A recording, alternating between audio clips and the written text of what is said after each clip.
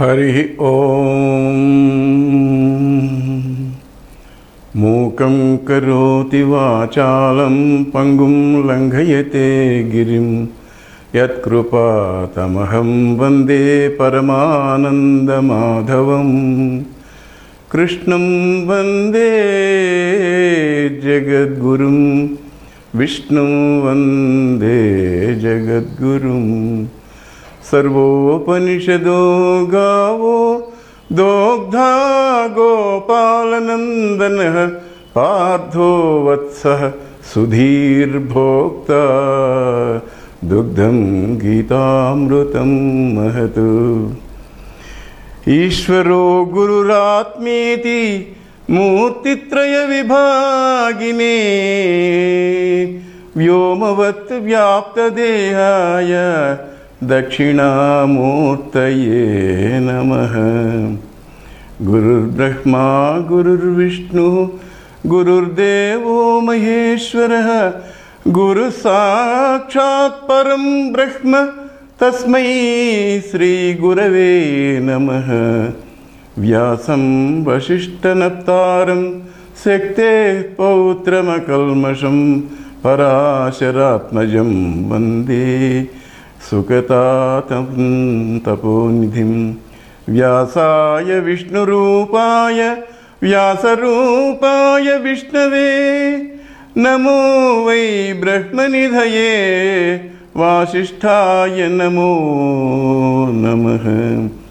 శంకరం శంకరాచార్యం కేశవం బాదరాయణం సూత్రభాష్యకృతౌ వందే భగవంతో పునః పునః. నారాయణ సమారంభాం శంకరాచార్య మధ్యమాం అస్మదాచార్య పర్యంతాం వందే గురు పరంపరాం. దేవాధిదేవ శ్రీవాసుదేవ దేవాధిదేవ శ్రీవాసుదేవ కావుమయ్య నన్ను కరుణాలవాల. దేవాధిదేవ శ్రీవాసుదేవ ఈ వేళనా ఆరు శత్రులను నీవే పారద్రోలి నిజ భక్తు చేసి. ఈ వేళనా ఆరు శత్రులను నీవే పారద్రోలి నిజ భక్తు చేసి. దేవాధిదేవ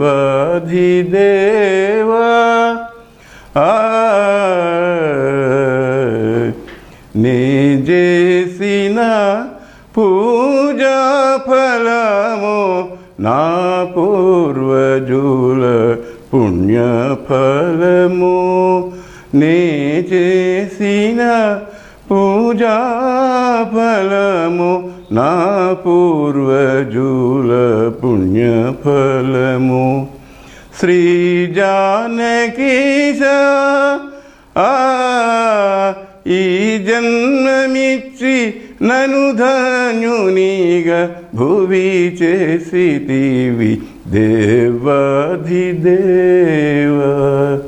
శ్రీ వాసుదేవ. కలలంబోలడి పుత్రమిత్ర వనితాగారాది సంయోగముల్. కలలంబోలడి పుత్రమిత్ర వనితాగారాది సంయోగముల్. జలవాంచారతి నెండమావులకు నాసల్సేయు చందంబునన్. దళతున్ సత్యములంచు మూఢుడ వృధా తత్వజ్ఞుడన్. దేవనీ విలసత్పాదయుగంబు సూపి కరుణన్ వీక్షింపు లక్ష్మీపతి. కరుణన్ వీక్షింపు లక్ష్మీపతి.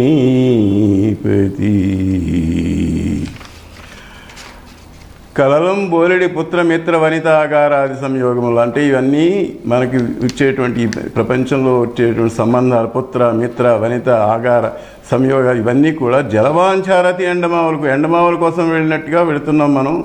ఇవన్నీ సత్యములు అనుకుంటున్నాం, మూఢుడని నేను, వృధా తత్వజ్ఞానం, నాకు తత్వజ్ఞానం లేదు, కరెక్ట్ సమ్యక్ జ్ఞానం లేదు. అంచేత దేవా నాకు నీ విలసత్వాదిగం, నీ కరుణ నా మీద చూపించు, లక్ష్మీపతి లక్ష్మీపతి అని చెప్పేసి ప్రార్థించడం అన్నమాట. దీన్నే శంకరాచార్యుల వారు లక్ష్మీ నృసింహ స్తోత్రంలో బ్రహ్మాండంగా చెప్పారు. లక్ష్మీపతే కమలనాభ సురేశ విష్ణు యజ్ఞేశ యజ్ఞ మధుసూదన విశ్వరూప బ్రహ్మణ్య కేశవ జనార్దన వాసుదేవ లక్ష్మీ నృసింహ మమ దేహి కరావలంబం అని సంసార సాగర విశాల కరాళ కామ నగ్రహ గ్రసన నగ్రహ విగ్రహస్య మగ్నస్య రాగలసదూర్మిని పీడితస్య లక్ష్మీ నృసింహ మమ దేహి కరావలంబం. ఈ ఘోరమైన సంసార సాగరం నుంచి నన్ను రక్షించు అని చెప్పి శంకరాచార్యుల వారంతటి వాడు మొత్తుకున్నాడు. ఆయన చేతులు కాలిపోయినప్పుడు నాకు కరావలంబం ఇయ్యి అని చెప్పేసి. కాబట్టి సత్సంగ సభ్యులందరికీ నమస్సుమాంజలతో మళ్ళీ పునః స్వాగతం. ఈ రోజు నుంచి భగవద్గీత మొదటి రోజున భగవద్గీతని బర్డ్స్ ఐ వ్యూ అంటే విహంగ వీక్షణంగా ఒకసారి చేసాం. అయితే ఈ రోజు నుంచి మనం సరి అయినటువంటి ఒక పంథాలో నడవడానికి మొదలు పెడతాం, సమీక్ష చేయడానికి మొదలు పెడుతున్నాం. నా అనుభవంలో ఉన్నవి కొన్ని మీతో పంచుకోవడానికి ప్రయత్నిస్తున్నాను. మీరందరూ ముముక్షువులు కాబట్టి, గురు కృపాపాత్రులు కాబట్టి, శ్రవణ మననాలయంలో ఇచ్చగలవారు కాబట్టి నేను ఈ చెప్పినటువంటి అన్నీ కూడా మీరు బాగా ఆకలింపు చేసుకుంటారని ఆశిస్తున్నాను. ప్రతి దానికి కూడా ముందర మన గోల్ లక్ష్యం పెట్టుకోవాలి. గోల్ ఏమిటి అంటే మనకి మోక్షం అనేటువంటి పురుషార్థం, ధర్మార్థ కామ మోక్షములు అని చెప్తూ ఉంటారు. ఆ మోక్షం అనేటువంటి పురుషార్థానికి అర్థం ఏమిటి అంటే విడుదల. ఎక్కడి నుంచి విడుదల అంటే సంసారం నుంచి. సంసారం అంటే ఏమిటి అంటే జనన మరణ చక్రం. ఆ చక్రం నుంచి విడుదల. ఇప్పుడు ఫ్యాన్ అలా తిరుగుతోంది, ఆ ఫ్యాన్లో 3 ఉన్నాయి, ఆ 3 అలా తిరుగుతూనే ఉంటాయి.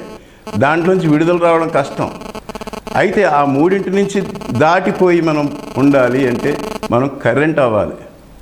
అంతేగాని ఫ్యాన్ అయితే అలా తిరుగుతూనే ఉంటుంది. మనం ఫ్యాన్ అనుకుంటున్నంతసేపు తిరుగుతూనే ఉంటాం సంసార చక్రంలో.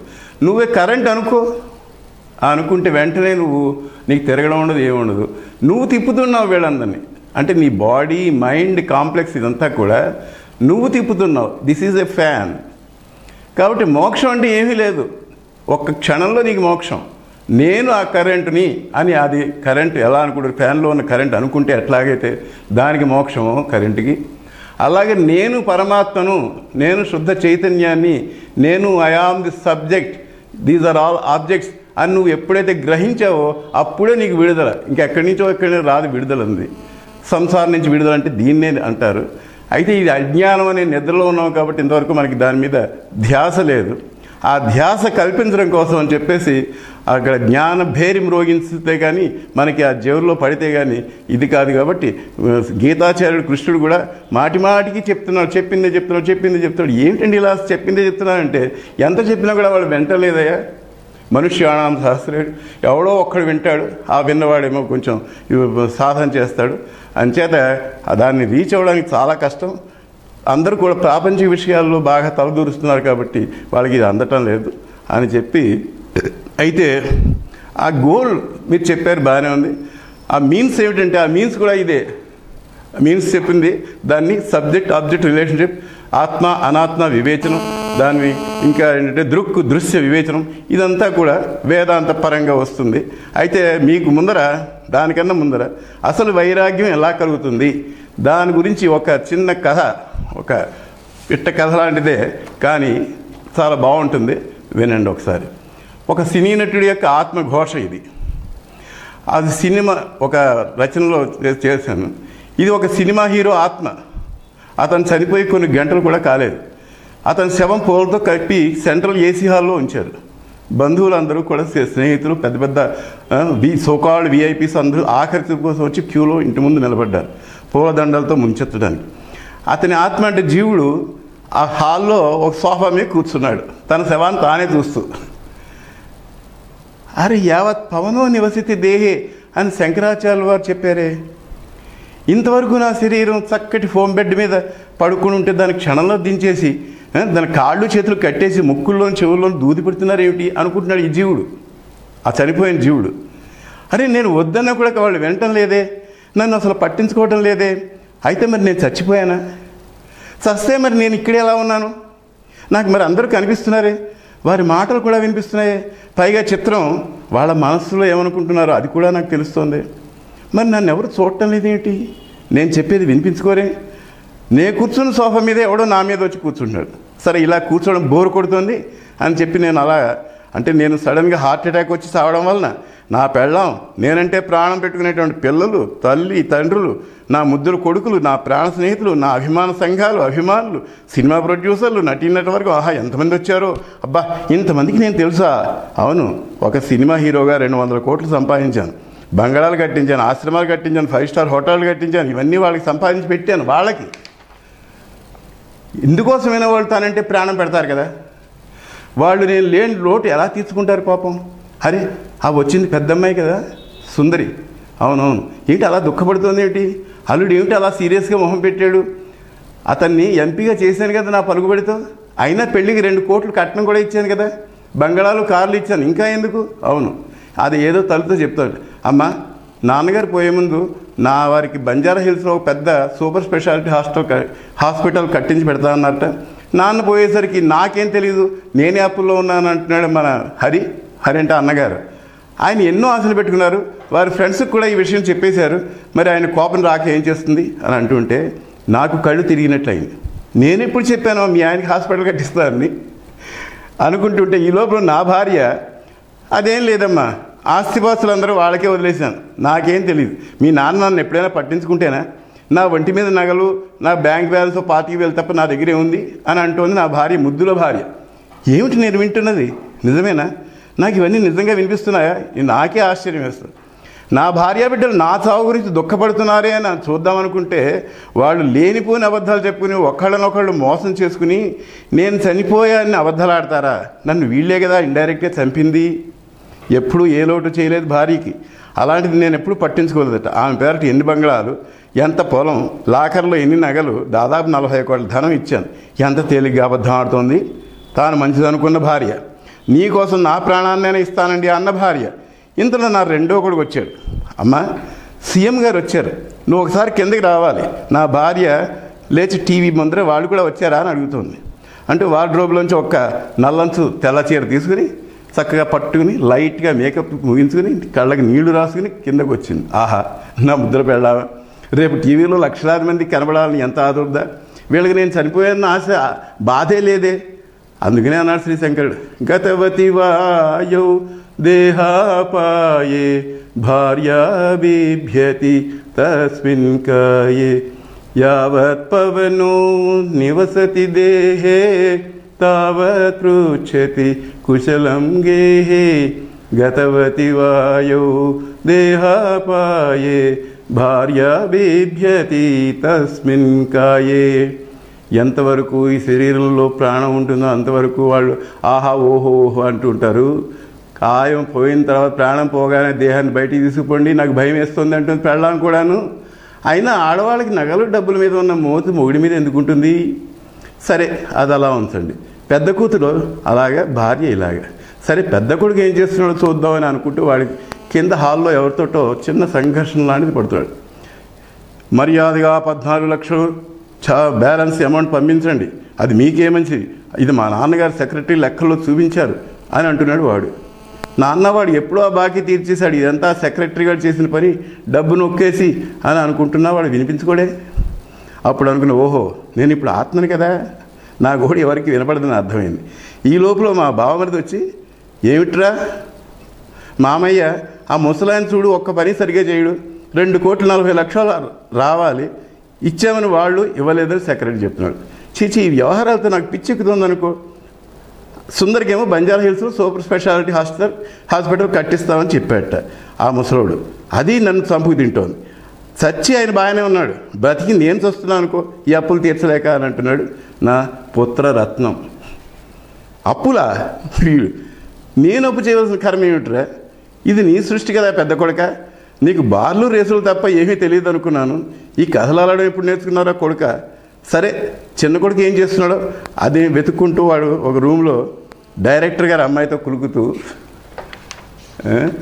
పీకల దాకా తాగి మత్తులో ఇలా అంటున్నాడు, ఎవడు శాశ్వతం, పోయిన వాళ్ళతో మనం పోగలమా, ఉన్నవాళ్ళం మనం అనుభవించాలి కదా అంటూ వాడి గర్ల్ ఫ్రెండ్ తోటి, ఆహా ఏం వేదాంతం చెప్తున్నావురా, జిడ్డు కృష్ణమూర్తి అరిస్టాటిల్ దగ్గర నీ దగ్గర నేర్చుకోవాలి ఫిలాసఫీ అనుకుని బ్రతికున్నప్పుడు అయితే ఇవన్నీ చూస్తే ఉరిపోసుకోట. కానీ మరి ఇప్పుడు ఏం చేయాలి, నేను చచ్చిపోయాను కదా, ఇక్కడే ఉంది అసలు వేదాంతం. నేను చావలేదు, ఉన్నాను కానీ ఇంకొక రూపంలో. మ్యాటర్కే చావు లేదు. Matter can Nether be created not destroyed, energy can Nether be created not destroyed అని సైన్స్ చెప్తుంది కదా. అందుచేత మ్యాటర్కే చావలేనప్పుడు నేను స్పిరిట్, అలాంటిది నాకు చావేంటి, నేను చావలేదు, అర్థం లేని మాట. నాకు ఇప్పుడు అర్థమవుతుంది భగవద్గీత, ఆత్మనిత్యము అజో నిత్య శాశ్వతోయం పురాణం అని శ్రీకృష్ణ భగవాన్ చెప్పింది చాలా అక్షర సత్యం అనిపిస్తుంది. ఇప్పుడు దేహం అనిత్యం అన్న సూక్తి, కానీ బ్రతికుండగా నాకు ఈ వైరాగ్యం కలగలేదు కదా అనుకుని అన్న బాధ. ఈ భార్యాబిడ్డల కోసం ఎంత సమయం వృధా చేసుకున్నాను నేను. కోట్ల ఆస్తి, బంధుజనం, పేరు ప్రఖ్యాతులు ఇవన్నీ హుళక్కేనా, ఇవన్నీ క్షణభంగురాలేనా? నేను ఎంత గర్వపడేవాడిని వాడిని చూసుకుని. అందుకనే శ్రీ శంకరుల వారు అన్నారు, మా కురు ధన జన యౌవన గర్వం హరతి నిమేషాత్ కాల సర్వం మాయామయమిదం అఖిలం హిత్వా బ్రహ్మపదం త్వం ప్రవిశ విదిత్వా భజ గోవిందం. ఆ భజగోవింద శ్లోకాలు ఒక్కటి చాలండి వైరాగ్యానికి. సరే, ఇక నా ఆత్మఘోష వినండి. ఆ వస్తున్నది ఎవరు? నాకు సినీ ఫీల్డ్లో ప్రత్యర్థి, వృత్తిరీత్యా శత్రువు శరత్ కుమార్ అని అందరికీ తెలుసు. వాడి సినిమా హిట్ అయితే నాకు నెల రోజులు నిద్రపట్టేది కాదు. అలాంటి వాడు నా శరీరం మీద చంద్రపు మాల ఉంచి శ్రద్ధాంజలి ఘటిస్తున్నట్టు కళ్ళు మూసుకుని ఒకమారు మాకు శత్రుత్వం ఉన్నా మానవతా దృష్ట్యా ఈయన నాకు అన్న గురువు. అందుకే ఈయన ద్వారా నేర్చుకోవాల్సింది చాలా ఉంది. సినిమా రంగం ఒక రత్నాన్ని కోల్పోయింది. ఈ గ్యాప్ పోడ్చలేని అని పైకంటూ లోపల మనసులో, ఒరే దొమ్మన్నాయరా, నాకు డ్యాన్స్ చేయడం రాదని, మంచి పాత్రలు రాకుండా, మంచి హీరోయిన్స్ లేకుండా రాజకీయం చేసావు కదరా, ఇప్పుడు ఏమయ్యావురా నా కొడుక, సినీ బిజినెస్ అంతా నేను లాక్కుంటున్నాను వేరినాయరా, చూడు అప్పుడే ప్రొడ్యూసర్స్ అలాంటి వాళ్ళు నాకు ఫోన్ల మీద ఫోన్లు, ఆఫర్ల మీద ఆఫర్లు ఇస్తున్నారు చూసావా అని వాడు మనసులో అనుకునేవి కూడా నాకు వినపడుతున్నాయి. పైగా ఇంటికి వెళ్ళి పెద్ద పార్టీ చేస్తాట. ఇలాగ వాడు నా శవం ముందర నిలబడి ప్రార్థిస్తున్నట్లు కళ్ళు మూసిన శ్రద్ధాంజలి ఘటిస్తున్నాడు అనుకుంటున్నారు అందరూ. అంతకంటే వాళ్ళకేం తెలుసు, బండబూతులు తిడుతున్నాడని. వాడిని తన్నాలనిపించింది, కానీ నా తన్నులు శూన్యంలోకి పోయాయి. నా అసహాయతకు నాకే ఏడుపు వచ్చింది. మొన్నటిదాకా హీరోయిన్లు, ప్రొడ్యూసర్లు నా చుట్టూ తిరిగిన వారు, ఇంద్రుడు చంద్రుడు అనేవారు, భజన చేసేవారు, ఇప్పుడు వాడికి భజన చేస్తున్నారు ఏంటి? కెమెరా ముందు యాక్షన్ కన్నా వీడు డబల్ యాక్షన్ చేస్తున్నాడే ప్రెస్ రిపోర్ట్స్కి. నేను వాడికి పెద్దన్న లాంటి వాడినట. ఇంకా ఎన్నో నా ద్వారా నేర్చుకుందామని అనుకుంటూ ఉండగా హఠాత్తుగా దుఃఖసాగరంలో ముంచి వెళ్ళిపోతున్నాను అని చెప్పి ఈ గుడ్డి రిపోర్టర్స్ ఏమో రాసుకుంటారు తమ పేపర్లో తాటికాయంత అక్షరాలతో పేజీల్లో నింపడానికి. నాకు అప్పుడు అనిపించింది, ఈ లోకం అంతా కృతజ్ఞులే, అంతా పైకి నటించేవారే. ఇంతకాలం తన ఇంద్రుడు చంద్రుడు అని పొగిడిన వాళ్ళంతా ఇప్పుడు వాడికి వంత పాడుతున్నారు. పోని వదిలి, నా ఫ్యాన్స్ నా కోసం బాధపడుతున్నారేమో చూద్దామని అటువైపు చూసా. భరత్ అమర్ రహే అనే నినాదాలతో వాడు పాపం వాళ్ళు ఎంతో దూరం నుంచి వచ్చారు కదా అని ఇప్పుడు వాళ్ళ ఫీలింగ్స్, ఇప్పుడు మనకి డబ్బిచ్చి పోషించేవాడు వాళ్ళ ఫీలింగ్స్ ఎలా ఉన్నాయో వింటున్నాడు. వాళ్ళ మనసులో అన్నీ వీడికి వినిపిస్తోంది. ఇప్పుడు మాకు డబ్బిచ్చి పోషించేవాడు ఎవడు? మనకి చిన్న చిన్న ఛాన్సులు ఇప్పించేవాడు పోయాడే. అంచేత ఇప్పుడు వీడిని పట్టుకుని ఏం లాభం? రేపటి నుంచి శరత్ కుమార్ జిందాబాద్ అందాం అని అనుకుంటున్నారు లోపల. ఓరి ప్లాట్ఫామ్ నాయాళ్ళారా, నేను చచ్చిపోతే బాధపడాల్సింది పోయి వాడికి తొత్తులు అవుదాం అనుకుంటున్నారా? అయినా మిమ్మల్ని అని ఏం ప్రయోజనం? ఎంతో డబ్బు, హోదా, కార్లు, బంగళాలు పొందిన నా భార్య బిడ్డలే నా గురించి కించిత్తైనా బాధపడటం లేదే. ఇంక మీరెలా బాధపడతారు? వాళ్ళు నా శవం ముందర కూర్చుని ఆస్తిపాస్తుల కోసం ప్లాన్లు వేస్తున్నారే. సరే, సాయంత్రం 4:30 అయింది. నా శవాన్ని పూలమాలలతో అలంకరించి వాహనం మీద చేర్చారు. వీడియో నడుస్తోంది. వేలాది జనంతో శ్మశానం వాటికి చేరుతున్నారు. నా శవం చేరుతోంది. అందరితో పాటు నేను శ్మశానానికి చేరుకున్నాను వాళ్ళతో పాటు. నా చావులోంచి ప్రతివాడు ఏదో లబ్ధి పొందాలనే తాపత్రయం.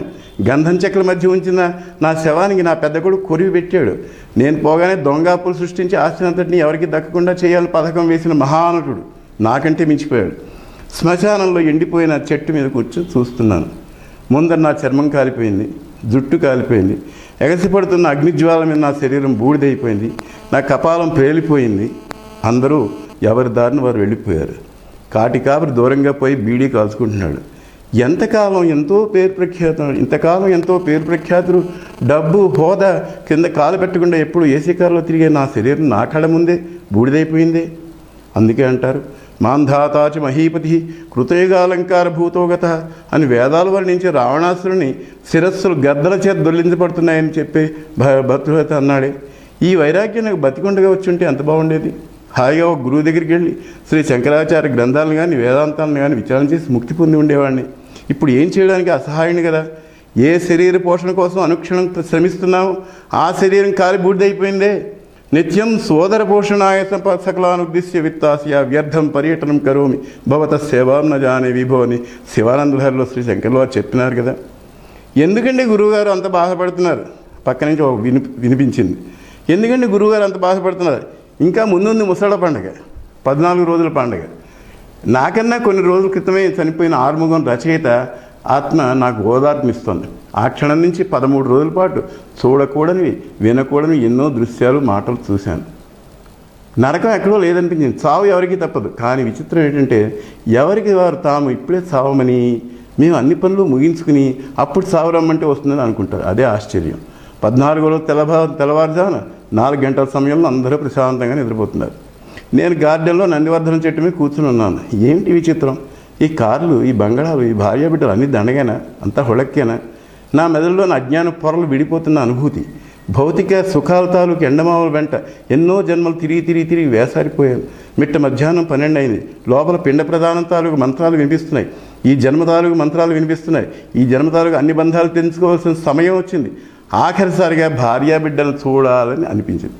కానీ వివేకం వెన్నుతట్టి ఇలా అంది, ఒరే, ఇదివరకు నీకు ఎందరు భార్యలు, ఎంతమంది బిడ్డలు, ఎన్ని జాతులతో నీ బంధుత్వం ఉందో తెలుసా? ఎందరికి నీవు బిడ్డగా పుట్టావో? కాతే కాంత కస్తే పుత్ర సంసారోయం అతీవ విచిత్ర కస్యత్వం వా కుత ఆయాత తత్వం చింతయ తదిహ భ్రాంత అని భజగోవింద శ్లోకం వినలేదా? ఎవరితే నీకు భార్య, ఎవడు నీకు పుత్రుడు, నీవు ఎవరివాడో, నువ్వు ఇక్కడికి ఎందుకు వచ్చావు? ఈ తత్వాన్ని విచారించి ముక్తిని కోరి గోవిందుని భజించు శ్రీ శంకరులు వాపోయారు. కానీ ఎవరు వింటారు ఆయన మాటలు? నాకు మాత్రం భగవంతుడా, మళ్ళీ నాకు ఈ జన్మ వద్దు, ఈ భార్యాపుత్రాదులు వద్దు, ఈ ప్రాపంచిక సౌఖ్యాలు వద్దు. నవ ఈ ప్రార్థ్యం దాజ్యం నచ కనకతాం భోగవైభవం నయాచేహం రమ్యాం నిఖిలజన కామ్యాం వరవధూం నా సదా కాలే కాలే ప్రమదపతి నా గీతచరితో జగన్నాథస్వామి నయన పథగామి భవతు మే. స్వామి, నాకు రాజ్యాలు వద్దు, భోగాలు వద్దు, సకల స్త్రీ భోగాలు కూడా వద్దు. ఎప్పుడూ ప్రమదపతి అయినటువంటి శంకర్ని ధ్యానించేటువంటి ఆ సజ్జనాన స్వరూపాన్ని నాకు ప్రకటన చేయి జగన్నాథ, నువ్వే శరణు అంటూ నా ప్రార్థన ముగిసిందో లేదో, ఏదో ఒక శక్తి బలాత్కారంగా నన్ను ఎక్కడికో శూన్యంలోకి విపరీతమైన వేగంతో లాక్కుపోతుంది. అలా ఎంత దూరం, ఎంతకాలం పయనించానో నాకే తెలియదు. కానీ నా ప్రార్థనను ఆలకించిన భగవంతుడు నాకు మరలా మంచి జన్మనిచ్చి వేదాంత శ్రవణమన్న నిధ్యాసల ద్వారా జ్ఞానదీపాన్ని వెలిగిస్తాడనేటువంటి హామీని ఆయన నిలబెట్టుకుంటాడని ఆశిస్తూ సర్వధర్మాన్ పరిత్యజ్య మామేకం శరణం వ్రజ అహం త్వా సర్వపాపేభ్యో మోక్షయిష్యామి మా శుచః అని దదామి బుద్ధియోగం తన్ జ్ఞానదీపేన భాస్వత అని యోగక్షేమం వహామ్యహోని శ్రీకృష్ణ భగవానుడు మాకు హామీ ఇచ్చాడు కదా. ఇదండి నా ఆత్మకథ. నాదే కాదు, మీకు కూడా ఇలాగే ఉంటుంది ఆత్మకథ. చూడండి. ఓం తత్సత్. అలాగే ఇప్పుడు వైరాగ్యం కలగడానికి ఇంకొక రకమైనటువంటి ఇది చూపిస్తున్నాను.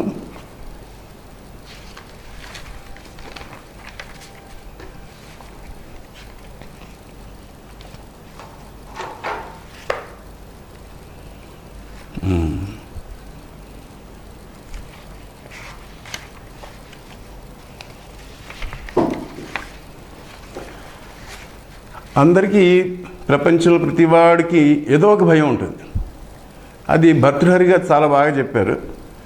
భోగే రోగ భయం, కులే చ్యుతి భయం, విత్తే నృపాలాద్భయం అంటూ వైరాగ్య శతకంలో ఒక శ్లోకం ఉంది.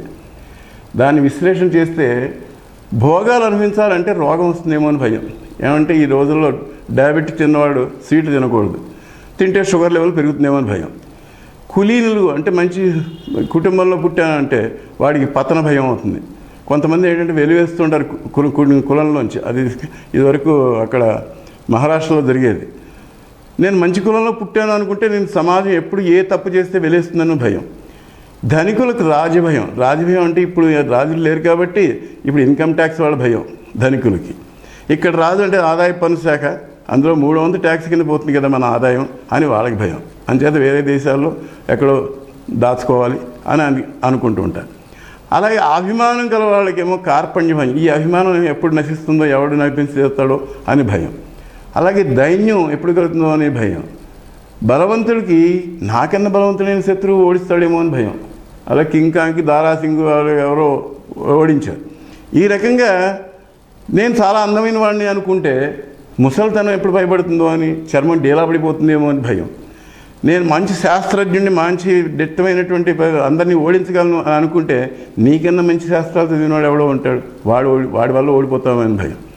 నేను మంచి గుణవంతుడిని అంటే దుర్మార్గులను ఎప్పుడు ఏ రూంలోకి లాగుతారో, ఎప్పుడు డ్రింక్ నేర్తారో ఏమో అని చెప్పి అదో భయం. ఆఖరి భయం ఏంటంటే నేను ఎప్పుడు చచ్చిపోతానో, ఈ శరీరాన్ని ఎలా కాపాడుకోవాలి అని నిరంతరం ఆరాటం భయం. ఇలా చెప్పుకుపోతూ ఉంటే అన్నీ భయాలే ఈ కాలంలో చెప్పినటువంటివి. భర్తృహరి చెప్పినవి కాకుండా మనకి ఆ అనుభవంలో ఉన్న భయాలు చెప్పమంటారా? మనకి పుట్టుక నుంచి భయమే. ఎలాగంటే నాకు ఆడపిల్ల పుడుతుందేమో అని భయం. సరే పిల్లాడే పుట్టాడు అనుకుందాం, వాడికి బాలారిష్టాలు పడతాయేమో అని భయం. సరే అవి కూడా దాటి చదువులో పడ్డాడు అనుకుందాం, వీడికి చదువు అవ్వటం లేదే అని భయం. అయ్యో చదువు అబ్బుతున్నా ఫస్ట్ మార్క్ రావటం లేదేమో అని భయం. అలాగే చదువు బాగానే చదువుతుంది, చదువుకు తగ్గ ఉద్యోగం వస్తుందో లేదో అని భయం. ఉద్యోగం వచ్చినందుకు పిల్లాడికి ఇంకా పెళ్లి కాలేదే, ఎప్పుడు పెళ్లి చేయాలి, వాడికి 37 పైన వచ్చేసాయే అని పెళ్లి కూతురు చూడడానికి కుదరటం లేదే అని అదో భయం. పోనీ పెళ్లి చేసుకుంటే కోడలు వచ్చింది అంటే అత్తమామల్ని సీదరించుకుంటుందేమో అన్న భయం. మరి వృద్ధాప్యంలో మన కొడుకు కోడలు సరిగ్గా చూస్తారా అనే భయం. పోనీ సరిగా చూసిన తర్వాత వాళ్ళ పిల్లల్ని ఆడించమని చదివించమని, మావయ్య గారు ఖాళీగా కూర్చున్నారు, కొంచెం వెళ్ళి లంచ్ బాక్స్ ఇచ్చిరండి మా పిల్లాడికి, స్కూల్కి తీసుకెళ్ళమని, ఇలాగ పని మనుషులుగా వాడుకుంటారేమో అని భయం. 60,000 ఇచ్చిన అత్తగారు వంటి పని మనిషి దొరకదని సామెతగా ఇలాగ ప్రతి మానవుడు రిక్షావాడి దగ్గర నుంచి కోటీశ్వరుడి దాకా, లోకల్ ఎమ్మెల్యే దగ్గర నుంచి ప్రైమ్ మినిస్టర్ దాకా అందరూ భయంతో జీవితాన్ని గడుపుతున్న వాళ్ళే. ఏమంటే వాళ్ళ పదవులు ఊడిపోతాయేమో అని భయం వాళ్ళకి, వాళ్ళ మీద కేసులు పెట్టి జైలుకి పంపుతారేమో అని భయం. ఇప్పుడు ఇలాంటివి చూస్తూనే ఉన్నాం. ఈ రకంగా రకరకాల భయాలతో జీవుని కాలుతున్న పెనం మీద అటుకుల్లాగా తాపత్రయాలతో వేగుతున్నా సరే, భర్తృహరి ఈ భయాలన్నింటికీ ఒక్కటే మందు చెప్పాడు, అదే వైరాగ్యం.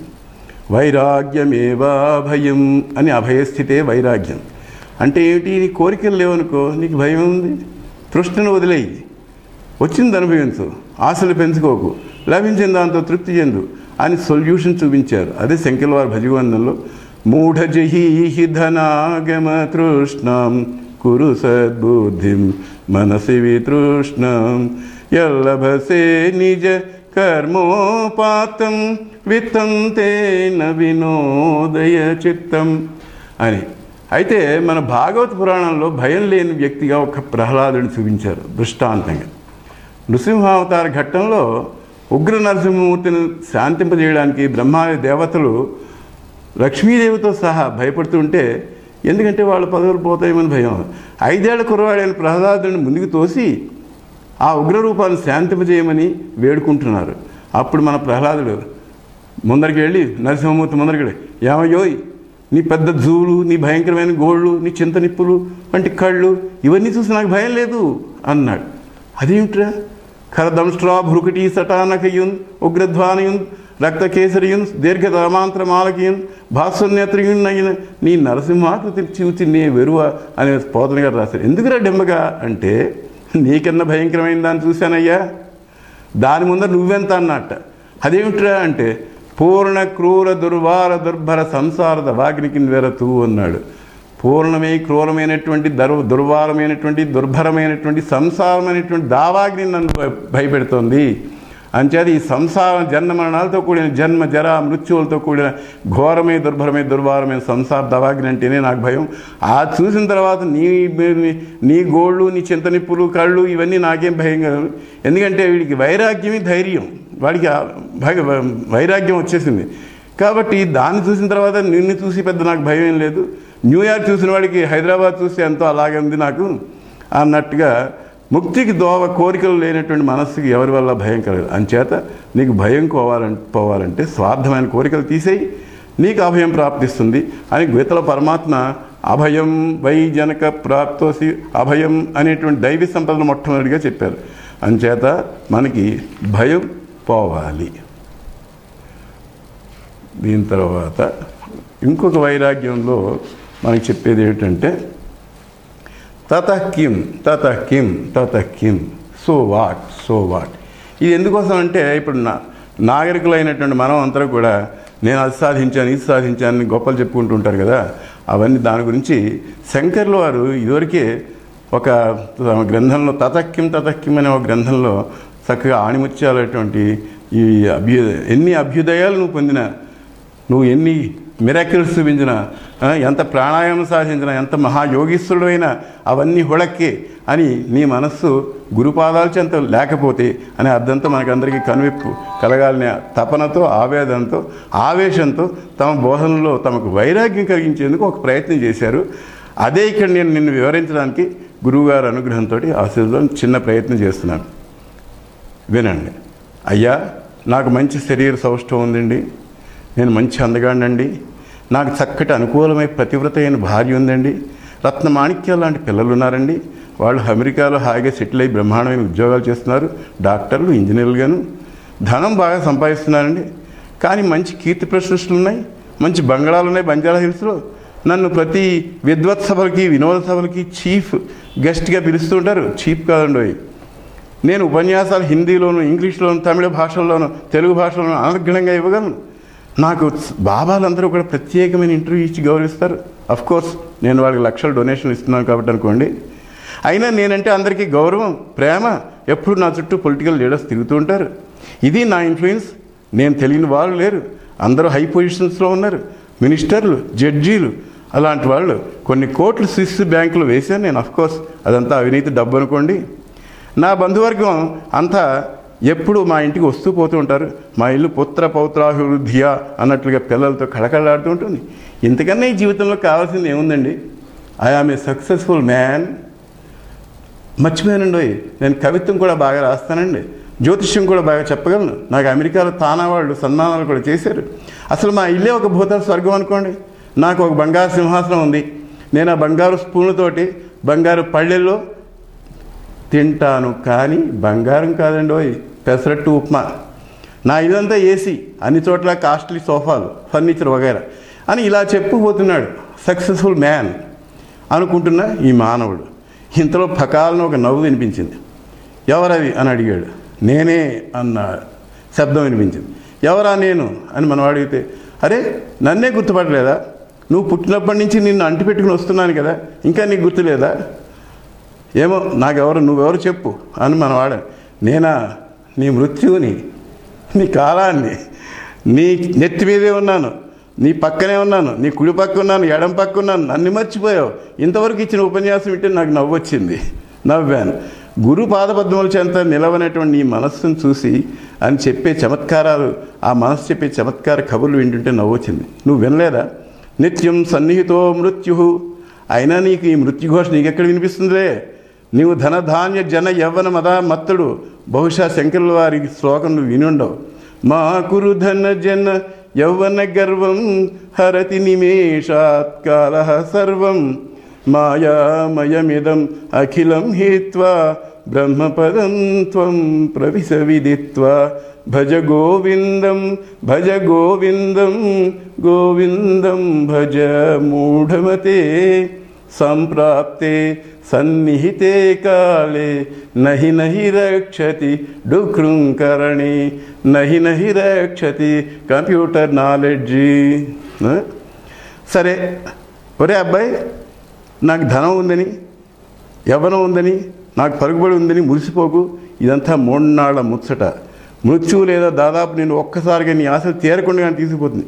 ఒకవేళ మృత్యువు కాకపోయినా నీ ఏలినాడు గ్రహం నిన్ను ఉన్నపడంగా బికారం చేస్తుంది, జైల్లో చెప్పకూడదు తినిపిస్తుంది, బెయిల్ కూడా దొరకకుండా ఊసలు లెక్కపెట్టేట్టు చేస్తుంది. ఇది కాలమహిమ. అంచేత పొంగిపోకు అన్నాడు. అంచేత నీవు ఇదంతా మాయామయమని, అశాశ్వతమని, అనిత్యమని, అసుఖం లోకమని గీతాచార్యుడు చెప్పినట్టుగా నీ జీవితమే శాశ్వతం కాదు, నీ సౌఖ్యాలు శాశ్వతమా? ఎంతటి వాడైనా మహారాజాధిరాజు దగ్గర నుంచి బెచ్చగాడి దాకా అందరూ మృత్యు కోరల్లో నలిగిపోతున్నారే. అంచేత ఒళ్ళు దగ్గర పెట్టుకుని నీవు గురుబోధలు విని మన్నం చేసి బ్రహ్మపదాన్ని పొందు, అది నీ జీవిత లక్ష్యం అని పెద్దలు చెప్పిన బోధలు వినలేదా? ఈ శరీరం నువ్వు మృత్యువు దగ్గర నుంచి అప్పు తెచ్చుకున్నావు, ఎప్పుడైనా అప్పు తీర్చక తప్పదు కదా. సారీ అండి మృత్యువు గారు, నాకు మీరు కనువిప్పు కలిగించారు, బాగానే ఉంది, మహోపకారం చేశారు, నాకు ఇప్పుడిప్పుడే అర్థమవుతోంది భజగోవింద శ్లోకాల్లోవి యావత్ విత్తోపార్జన సక్త తావత్ నిజ పరివారం రక్త అని, యావత్ పవనో నివసతి దేహే తావత్ పృచ్చతి కుశలం గేహ అని. అయితే నాకు ఎంతవరకు ధనం ఉంటుందో అంతవరకే ఈ జనం ఇంద్రుడు చంద్రుడు అని పొగుడతారనమాట. ధనం నా బ్యాంక్ అకౌంట్లో అన్ని ఇన్కమ్ ట్యాక్స్ వాళ్ళకి, కానీ నా ఆస్తులు అఫ్కోర్స్ అవన్నీ బినామీలు పేర్లో ఉన్నాయనుకోండి, నా పేరు మీద ఒక్క రూపాయి కూడా ఆస్తి లేదని అసెంబ్లీలో డిక్లేర్ చేశాను. అన్నీ గవర్నమెంట్ వారు జప్తు చేస్తుంటే గుడ్లప్పగిని చూడాల్సి వస్తుందా? సరే మృత్యువు గారు ఇప్పుడు ఏం చేయమంటారు? అలా దారికి రా, నువ్వు ఇప్పుడు భగవంతుడిని భజించు, గురువుల దగ్గరికి వెళ్ళు, వారిని సేవించు, సచ్చిత్తులు అనేటువంటి ఆవుపాటను నేర్చుకో, భక్తి ఎక్కడో భగవంతుడు అక్కడ అని తెలుసుకో, గీతను పట్టుకో, ముక్తిని అందుకో. ఏ గీత అయితే నీ గీతను మారుస్తుందో ఆ గీతను పట్టుకో. ఏది విన్న తర్వాత ఇంక ఏది వినాల్సిన అవసరం లేదో అటువంటి గీతను పట్టుకో. ఏది పొందితే ఇంకే లాభం పొందాల్సిన అవసరం లేదో అటువంటి గీతను పట్టుకో అని ఆయన నిన్ను కోరల నుంచి రప్పిస్తాడు కృష్ణ భగవానుడు. నీ మీద అనుగ్రహం కలిగి నిన్ను ఈ సంసార ఘోర దవాగ్ర నుంచి రక్షిస్తాడు. నువ్వు అనుకుంటున్న నువ్వు కాదని ఆయనే నువ్వని తెలుసుకునే జ్ఞానబోధ చేస్తాడు. అంచేత నీ గీతను మార్చేదే శ్రీమద్ భగవద్గీత. అది చదువు, చదివించు, విను, వినిపించు, ఆచరించు, ముక్తిని పొందు, గీతను పట్టుకో, ముక్తిని అందుకో. ఇది నా సలహా అంటుంది మృత్యు. సరే నేను అది సరే అనుకోండి, ఎప్పుడు నేను చచ్చిపోతాను, నేను మీ కోరల్లో ఎప్పుడు పడతాను, నాకు ఏమైనా టైం ఉందా? ఎంత టైం ఉంది? ఈ లోపల నా అమెరికా మనవాళ్ళతో కొడుకులు కొంచెం ఆడుకోవాలని, వాళ్ళ ముద్దు మాటలు వినాలని ఉంది అంటాడు ఈ మానవుడు. మృత్యువు గారు అంటున్నాడు, ఇంకా నీకు బుద్ధి రాలేదా? ఇంకా నీకు ఆశ చావలేదా? ఇంకా నీ మమకారం చావలేదా? అహో మాయా, నీవెంత గొప్పదానివి, ఎటువంటి వాళ్ళని ఇట్టే మార్చగలవు, ఎన్ని గురూపదేశాలు వింటే మాత్రం లోపల ఆశ జిడ్డు వదలందే. అందుకని ఆశయా బధ్యతలోకే కర్మణ బహుచింతయ ఐక్షీణం జానాది తస్మాత్ జాగ్రత్త అని చెప్పారు భద్ర వైరాగ్యశతకంలో. ఆయుర్వర్ష శతం రుణాం పరిమితం రాత్రో తదర్థం గతం. అందరికీ ప్రజలకి మానవులకి అందరికీ కూడా 100 ఏళ్ళు దానికి పరిమితి జనరల్గా. అందులో అర్థం అంటే 50 ఏళ్ళు నిద్రలో గడిచిపోతుంది. తస్యార్థస్య పరస్య చార్థమపరం. దాంట్లో మళ్ళీ 25 ఏళ్ళు బాలత్వ వృద్ధత్వ, బాల్యం వృద్ధత్వం రెండూ పోతున్నాయి. శేషే అంటే ఈ మధ్య యవ్వనంలో వ్యాధి వియోగ దుఃఖ సహితం సేవాదిభిర్ నీదే. ఏదో ఉద్యోగం అంటాం, పొద్దున్న 7 గంటలకు వెళ్ళి రాత్రి 10 గంటలకు రావడం ఇలాగా, లేదంటే వ్యాధి, లేదంటే ఏదో వియోగం, ఇలాగా జీవే. ఈ జీవుడికి వారితరంగా చంచలతరే, నీళ్ల మీద ఉన్న బుడగ ఎలా చంచలంగా ఉండదు. సౌఖ్యం కుత ప్రాణినం, ఈ సౌఖ్యం ఎక్కడుంది వీడికి? ఈ మానవుని 100 ఏళ్ల ఆయుష్లో సగం గడిచిపోతే, బాల్యం వార్ధక్యం ఏ పని చేయలేని స్థితిలో సగం అర్థమైపోతుంది. మిగిలిన సగభాగంలో ఈ వ్యాధులు వియోగాలు పట్టుకొట్టు కోసం పాటుపడ్డంత సరిపోతుంది. ఇక జీవితంలో సౌఖ్యం ఎక్కడిది అని భజగోవిందులు శంకర్లు ఇలా వాపోయారు. బాలస్తావత్ క్రీడాసక్త, తరుణస్తావత్ తరుణీసక్త, వృద్ధస్తావత్ చింతాసక్త, పరమే బ్రహ్మణి కోపినసక్త.